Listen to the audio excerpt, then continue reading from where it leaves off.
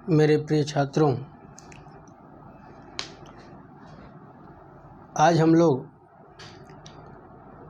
कक्षा 10 तुलसीदास जी का वन पथ पर प्रसंग को पढ़ने जा रहे हैं।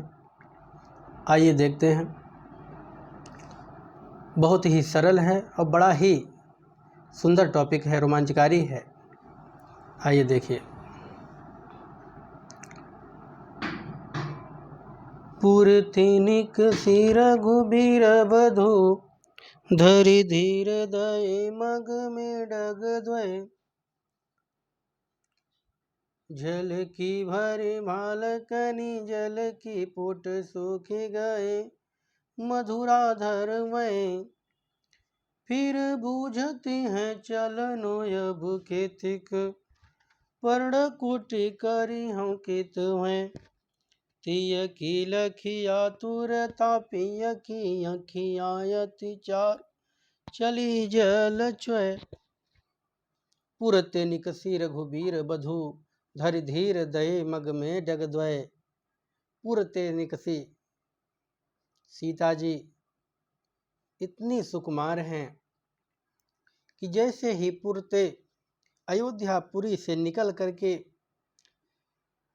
रघुबीर बधू मतलब श्री राम की पत्नी सीता जी, धरि धीर दये मग में डग द्वय, जैसे ही रास्ते पर डग द्वय अर्थात दो पग रखती हैं। ऐसा तुलसीदास जी ने लिखा कि रास्ते पर जैसे ही दो पग रखती हैं, दो पग नहीं मतलब कुछ दूर चली, दो पग उन्होंने अतिशयोक्ति अलंकार में लिख दिया कि पुरते निकसी रघुबीर बधू, जैसे ही अयोध्यापुरी से निकल करके धरि धीर दये मगध में डग द्वय, धीरे धीरे चलते हुए दो पग रखती हैं। झलकी भरी भाल कनी जल की, उनके मस्तक से, भाल मतलब मस्तक से, जल की अर्थात झलकी भर भाल कनी जल की, मस्तक से टप टप पसीना चूने लगता है। पुट सूख गए मधुराधर वैं, और उनके होठ सूख जाते हैं। मधुराधर जो मधुर अधर हैं, होठ हैं, वो सूख जाते हैं। फिर बूझती हैं, फिर पूछती हैं, चलनो अब केतिक। श्री राम से पूछती हैं कि हे पिया, हे प्रियतम, अभी कितना दूर चलना है। पर्ण कुटी करी हूँ कि तुम्हें, आपने कहा था चल करके वहाँ हम पत्ते की कुटिया बनाएंगे। आप कहाँ बनाएंगे पत्ते की कुटिया। तिय की लखिया तुरता पिय की, तिय माने पत्नी की, आतुरता मतलब व्याकुलता को देख करके, पिय की अर्थात श्री रामचंद्र जी की अखियायत चार चली जल च्वय, आँखों से आंसू निकलने लगते हैं। जल मतलब आंसू निकलने लगते हैं। तिय की आतुरता, तिय की व्याकुलता को देखकर, पिय की अर्थात श्री रामचंद्र की अखियायत चार चली जल च्वय, उनके आँखों से, श्री राम के आँखों से आंसू निकलते रहते हैं। क्यों? क्योंकि जो सीता कभी भी दूर तक नहीं गई, वह सीता आज पैदल इन कांटों पर, इन जंगल में चल रही हैं। अगला दूसरे पैराग्राफ को देखते हैं। अब सीता जी थक चुकी हैं और थोड़ा आराम करना चाहती हैं, तो लक्ष्मण को धीरे से पानी लाने के लिए भेज देती हैं। क्या कहती हैं? जल को गए लखन है लरी का, परिखों पिया छाह घर खोए ठाड़े। पूछी पसे उबयारी करो, अरुपाय पखारी हम भूभूरी डाढ़े। तुलसी रघुबीर प्रियाश्रम जाने के, बैठी विलंब लो कंटक काढ़े। जानकी नाह को नेह लख्यो, फूल को तन भर विलोचन बाढ़े। सीता जी ने क्या कहा श्री राम से कि किसी प्रकार आराम किया जाए। कैसे उपाय लगाएं। फिर क्या कहा, जल को गए लखन है लड़का। हे पिया, लक्ष्मण जी जल को गए, परिखो पिए। हे पिया देखो, परिखो, जल को गए लखन है लड़का। अभी लक्ष्मण जी जल को गए हैं। हे पिय, छाह घरिक वह ठाड़े। कुछ समय के लिए, घरिक, घरिक मतलब कुछ समय के लिए, कुछ घड़ी के लिए, कुछ समय के लिए चलिए हम लोग छाया में खड़े हो जाते हैं। फिर क्या करें, पोंछ पसेव बयारी करो। तब तक पसीना पोंछ लेते हैं, बयारी करो, हवा कर लेते हैं। और पाय पखारी हम भू भू डाढ़े। और जब पानी लाएंगे तो पाय पखारी हम लोग थोड़ा पैर धुल लिया जाएगा, जिससे कि थकान दूर हो जाएगी। फिर क्या, तुलसी रघुबीर प्रियाश्रम जान के। बैठ विलंब लव कंटक काढ़े। तुलसी जी कह रहे हैं कि भगवान श्री राम प्रियाश्रम जान के, श्रम माने थकान, भगवान श्री राम ने जान लिया कि बस सीता बहुत ज़्यादा थक गई हैं। तो सीता बहुत ज़्यादा थक गई हैं, तो क्या किया कि बैठ विलंब लव कंटक काढ़े। विलंब अर्थात देर तक बैठ गए, देर विलंब तक बैठ गए और कंटक काढ़े, अपना कांटा निकालने लगे। जानकी नाह को नेह लखो। जानकी जी ने देखा कि नाह को नेह लखो, उनके न चलने में एक प्रेम झलक रहा है। अर्थात मेरी बात मान करके बैठ गए और न चलने में एक प्रेम झलक रहा है। पुल के तन बारे बिलोचन बाढ़े। इसको देख करके सीता जी के आंखों में खुशी के आंसू आ गए, अर्थात बाढ़े, उनके नेत्र भर आए आंसू से कि हमारे प्रेम के कारण, हमारे थकान के कारण हमारे स्वामी देर तक बैठे हैं। आइए आगे देखते हैं तीसरा पैराग्राफ। रानी मैं जानी अजानी महापबि पाहन हूँ तो कठोर हियो हैं।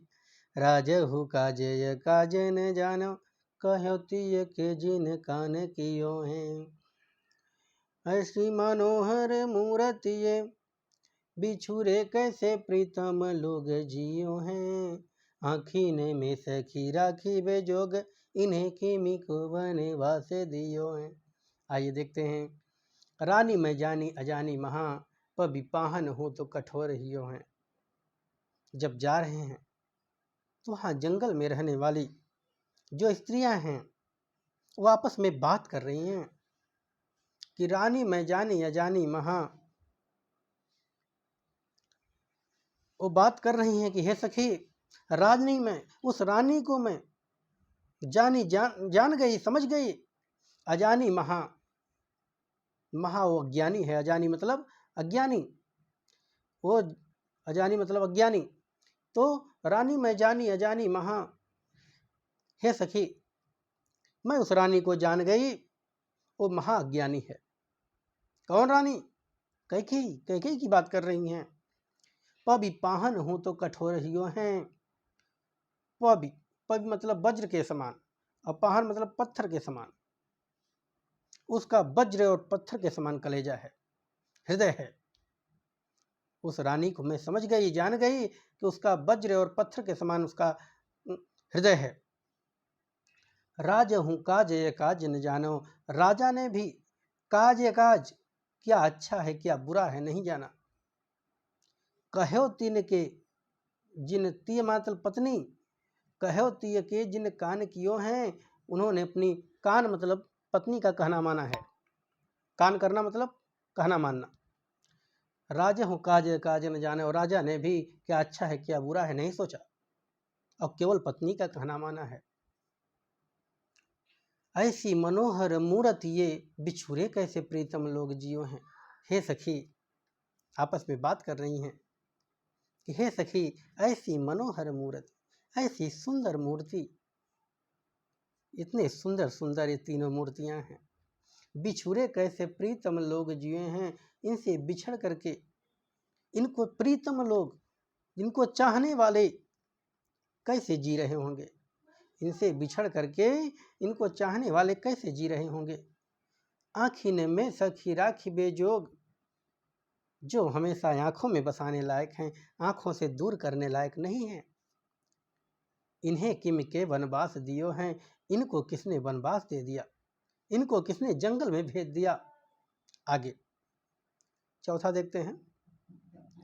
शीश जटाउर बाहु विशाल विलोचन लाल तिरछी सी भवें, तूने सरासन बान धरे तुलसी बन मार्ग में सोठी सोए। सादर बार ही बार सुभाय, चित तुम तो हमरो मन मोहे, पूछत ग्राम बधु सियसो, कहो सांवरो सो सखी रावरो को है।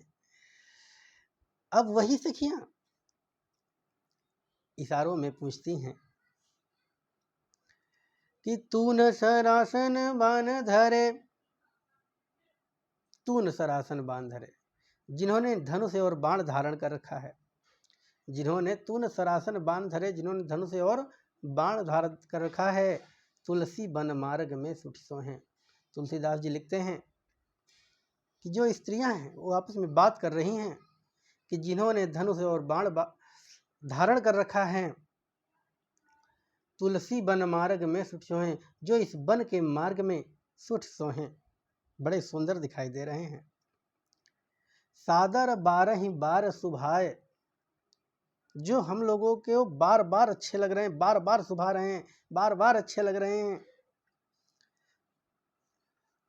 सुभाए चितय तुम तो, तुमको देख रहे हैं, तुमको सादर बारह ही बार सुभाए, बड़े सुंदर लग रहे हैं। चितय तुम तो, और तुमको देख रहे हैं, तुमको निहार रहे हैं।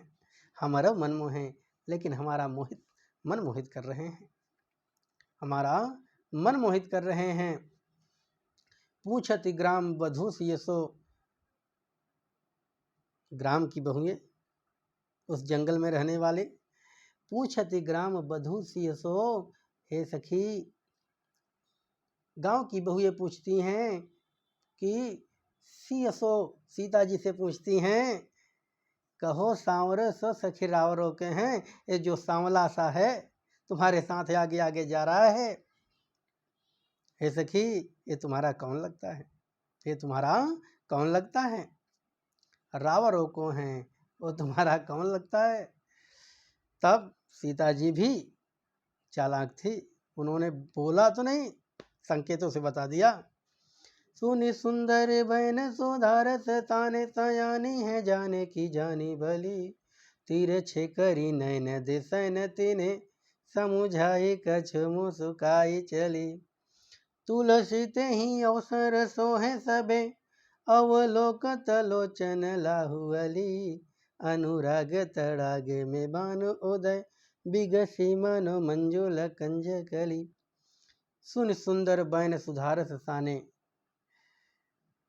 सुधारस साने, सुंदर बैन को सुन करके, सुंदर उस सांकेतिक भाषा को सुन करके, सुधारस साने, सयानी माने चतुर हैं, जान की जान, वो चतुर सीता जी समझ गई कि यह पूछना क्या चाहती हैं। सुंदर उस सांकेतिक भाषा को समझ कर, सुन करके, उन स्त्रियों की भाषा को समझ करके तुरंत जानकी जी जान गई कि ये पूछना क्या चाहती हैं। तिरछे करी नैन दे सैन तिन्हें, सैन माने संकेत, नैनों को तिरछा करके और संकेत किया कि वही लगते हैं भाई। तिरछे करी नैन दे सैन तिन्हें, तिरछे नैन कर करके और संकेत देकर समझाई कछु मुस्काई चली, कुछ समझा करके और मुस्कुरा करके चल दी, कुछ समझाया और उसके बाद मुस्कुरा कर चल दिया।